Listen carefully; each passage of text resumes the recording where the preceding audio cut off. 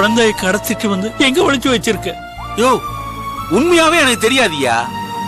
குழந்தைய காணோம்னா போலீஸ் ஸ்டேஷன்ல போய் கம்ப்ளைண்ட் குடியா.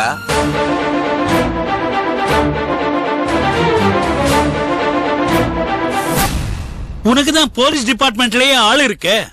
அத தெரிஞ்சுதாயா நான் நேரா உன்னை தேடி இங்க வந்தேன். இன்ஸ்பெக்டரா இருந்த மனுஷனையே அரெஸ்ட் பண்ணி உள்ள வச்ச மகா பாவியா நீ. ஏய், இந்த நீதி நியாயம்லாம் என்கிட்ட பேசாத. என்ன சிவா, உங்க அப்பா இப்படி பேசிட்டு இருக்கான்?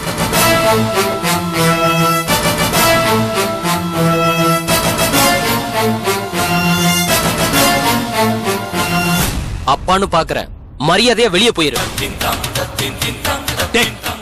உனக்கு ஒண்ணும் தெரியாதுடா. உன் மாமனார் என்ன உத்தமன் நினைச்சிட்டு இருக்கியா? கிடையவே கிடையாது. நம்ம கல்யாணியை நிச்சயம் பண்ண பாவத்துக்காக இன்ஸ்பெக்டர் ராஜேஷ் தீவிரவாதிக்கு அடக்கலம் கொடுத்தாருன்னு சொல்லி ஒரு கதையை கட்டிவிட்டு போலீஸ் டிபார்ட்மெண்ட்டையே நம்ப வச்சு அந்த இன்ஸ்பெக்டரையே உள்ள தள்ளினவன்டா. ஏய் நிறுத்து, இதெல்லாம் நீ பாத்தியா? அவன் பண்ண தப்புக்கு அவன் மாட்டிக்கிட்டான். அதுக்கு என்னையே வந்து தொங்கிட்டு கிடக்குற. அப்பா, ஏன் இப்படி வீண் பழி போடுறீங்க? கல்யாணியோட நிச்சயதார்த்தத்துக்கு நானே வரக்கூடாதுன்னு தான் இருந்தேன். ஆனா மாமா தான் என்னையே கட்டாயப்படுத்தி கூட்டிட்டு வந்தார். ஊர் உலகத்துக்கு முன்னாடி உன் கௌரவம் போயிடக்கூடாதுங்கிறதுக்காக தான் ஒரு நல்ல எண்ணத்துல தான் அவரே வந்தாரு. அவர் மேல இப்படி போய் வீண் பழி போடுறீங்க. உன்னை சுத்தி என்னென்ன நடக்குதுன்னு தெரியுமா?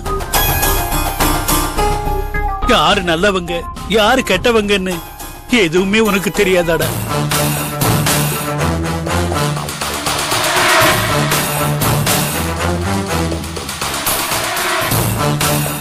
பெருமாள், நடந்ததெல்லாம் நான் மறந்துட்டேன். அந்த குழந்தையை மட்டும் கொடுத்துரு. பாவம், அது சின்ன பிஞ்சு.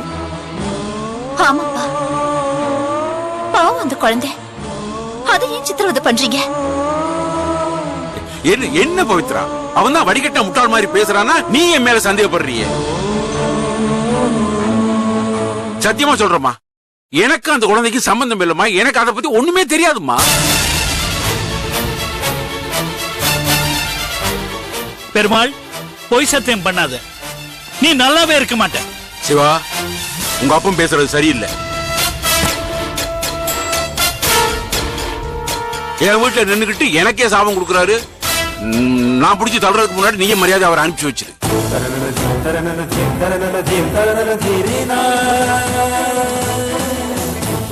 அவர் தான் இந்த அளவுக்கு சொல்றாருல, மரியாதையா போயிரு. போய் போலீஸ் ஸ்டேஷன்ல கம்ப்ளைண்ட் கொடு. நீ நல்லாவே இருக்க மாட்டேடா சிவா. பெத்த அப்பனையே துரத்துறியா? என் வார்த்தையை நம்ப மாட்டேன்ற. நேற்று வந்தான், அவன் வார்த்தையை நம்புற. மரியாதையா சொல்றேன், போயிரு. பெருமாள், என் பேத்தி மட்டும் வீட்டுக்கு வரல. அதான் போ சொல்றேன்ல, போ. வரலன்னா உங்களை எல்லாம் சும்மா விட மாட்டேன். போயா போயா.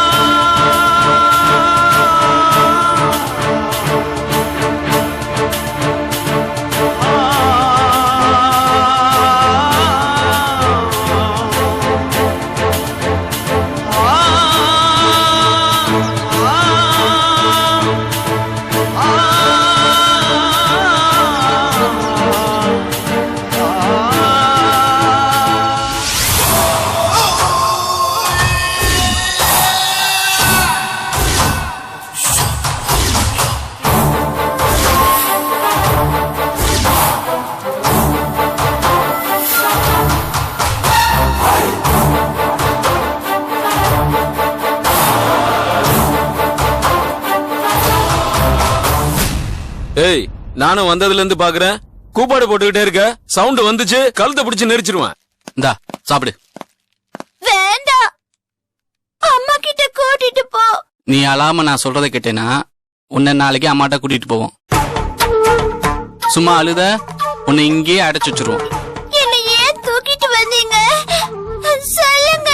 எங்க முதலாளி உங்க வீட்டுல காசு கேட்க போறாரு. அந்த காசை உன் தாத்தா கொடுத்துட்டாருன்னா உடனே கொண்டு போய் உன்னை வீட்டுல விட்டுருவோம். இப்பயே கூட்டிட்டு போ. அம்மா கிட்ட போனோம். இப்பயே கூட்டிட்டு போ. ஏய் சும்மா கத்திட்டு இருக்காத.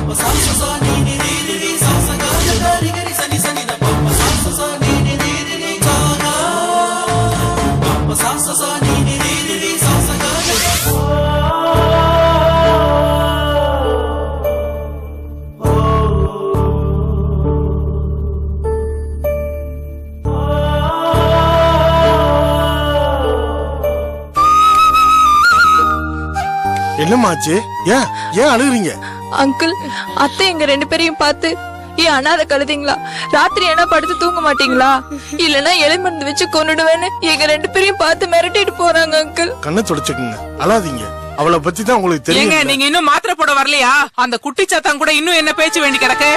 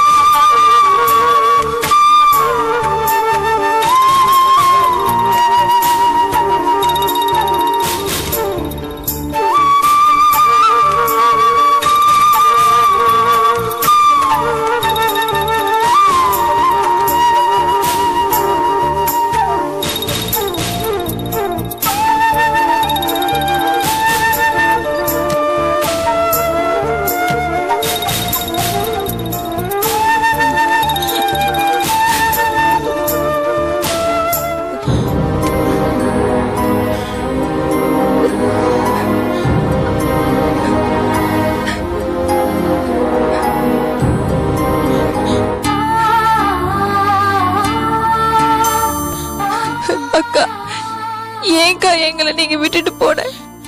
நாங்க இங்க எவ்வளவு கஷ்டப்படுறோம் தெரியுமா? நீ இருக்கிற இடத்துலயே சீக்கிரம் எங்களையும் கூப்பிட்டுக்கா.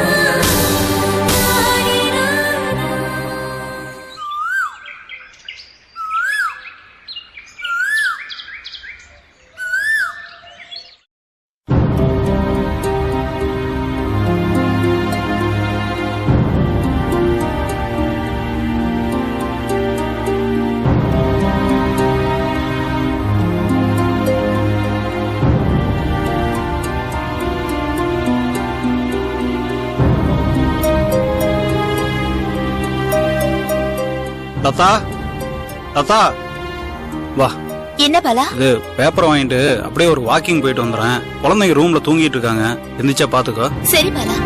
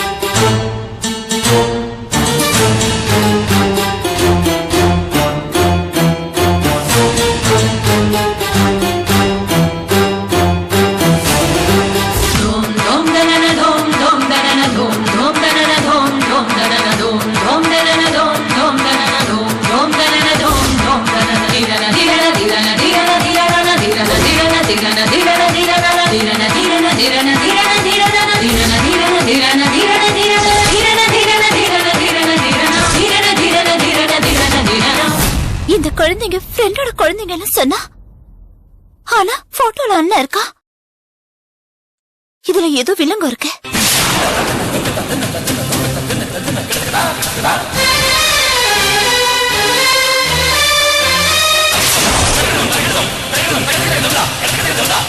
ஏய் லதா, காஃபி வச்சிருக்க, வந்து குடி.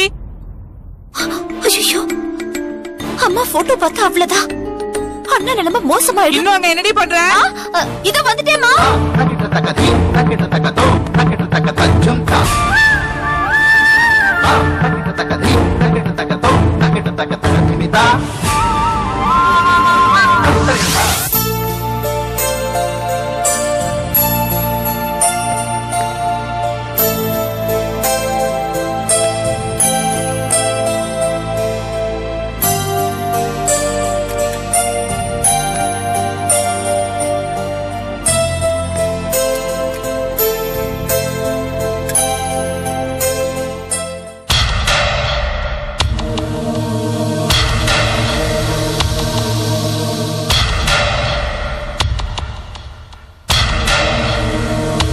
ஏன்பா சிவா, உங்க அக்காவோட குழந்தை காணாம போச்சுன்னு சொன்னாங்களே, திரும்ப கிடைச்சிடுச்சா? தெரியலத்த. என்னப்பா இப்படி சொல்ற? இந்த காலத்துல குழந்தை பெத்துக்கிறதே பெரிய விஷயமா இருக்கு. அது மட்டும் இல்லாம சின்ன குழந்தைகளை கடத்திட்டு போய் பிச்சை எடுக்க வைக்கிறாங்களாம். நாம தான் ரோட்டுக்கு ரோடு சிக்னல்ல பாக்குறோமே.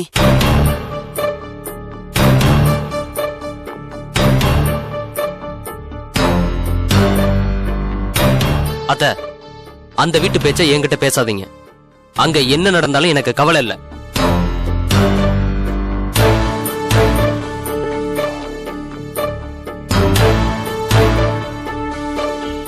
ஏன் தம்பி இப்படி பேசுறீங்க? நீங்களும் எவ்வளவு நாளைக்கு தான் உங்க வீட்டு மேல கோவமா இருப்பீங்க? பாவம், குழந்தைய தொலைச்சிட்டு அவங்க எவ்வளவு தவிச்சிட்டு இருப்பாங்க.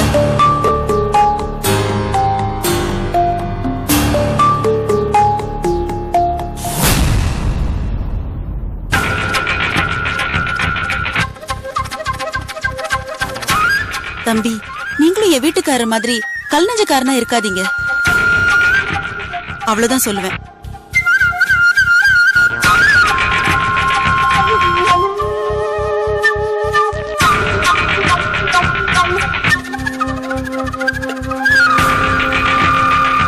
சரி அத்த, தயவு செஞ்சு அந்த பேச்சை விடுங்க.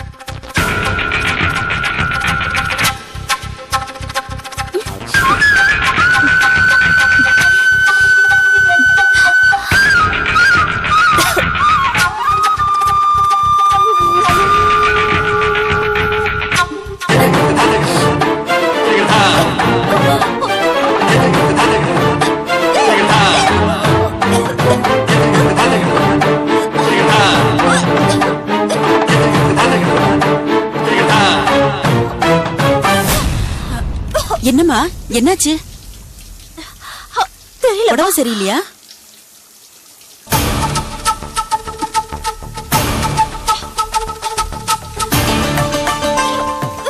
என்னாச்சு அத்த? ஏன் வாமிட் எடுக்கிறா? ஒண்ணும் இல்ல தம்பி, முடி ஏதாவது வாய்க்குள்ள போயிருக்கும். எல்லாம் நான் பாத்துக்கிறேன். என்னம்மா, என்னாச்சு? இல்லம்மா, எதையாவது வாங்கிட்டியா? சாப்பிட்டது சரியில்லையா? தெரியலம்மா.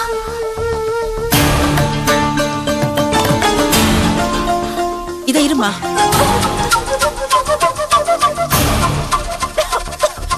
பவித்ரா, இந்தம்மா தண்ணிய குடி. இந்தா வாயை கொப்பளிச்சுக்கோ.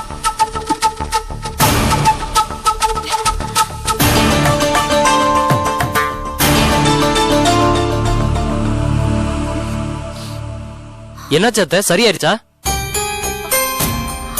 சட்னில கொஞ்சம் உப்பு ஜாஸ்தியா இருக்கு, அதுக்கு இவ்வளவு ஆர்ப்பாட்டமா? சரியாயிடுச்சம்மா? திரும்பவும் வாந்தி வருதா? தெரியலம்மா, ஆனா வயித்து புரட்டிக்கிட்டே இருக்க, எதுவும் சாப்பிட முடியல. மயக்கமா வருது, எப்படி சொல்றதுன்னே தெரியலம்மா. தலை வேற சுத்துது. இதுக்கு முன்னாடி இப்படி வாந்தி எடுத்தியா? நேத்து சாயங்காலம் ஒரு தடவை வாந்தி எடுத்தேன், அவ்வளவுதான்.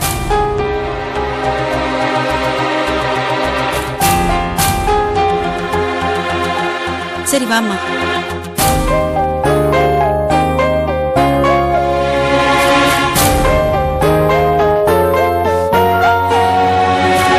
ஏண்டி கடைசியா எப்ப தலை குளிச்ச?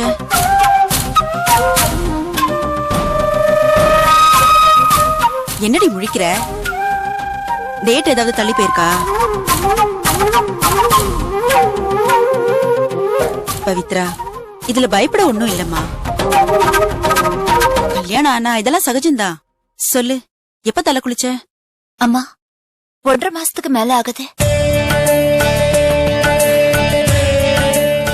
எல்லாம் நல்ல விஷயமாதாமா இருக்கும். இரு, நம்ம சித்ரா பாட்டி வந்தா கைய பிடிச்சு பார்க்க சொல்லலாம்.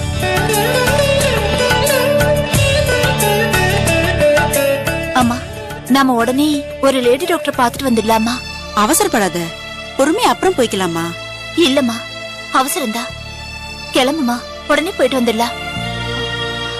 இது அவர்கிட்ட சொல்ல வேண்டாமா? சரிடி, நான் சொல்லல.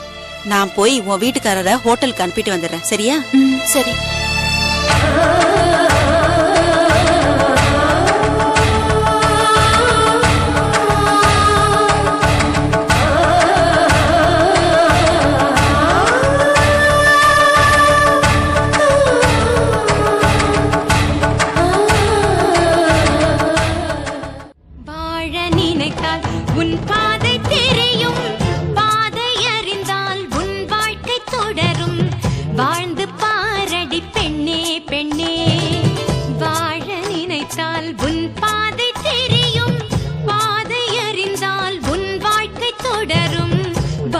பாரடி பெண்ணே பெண்ணே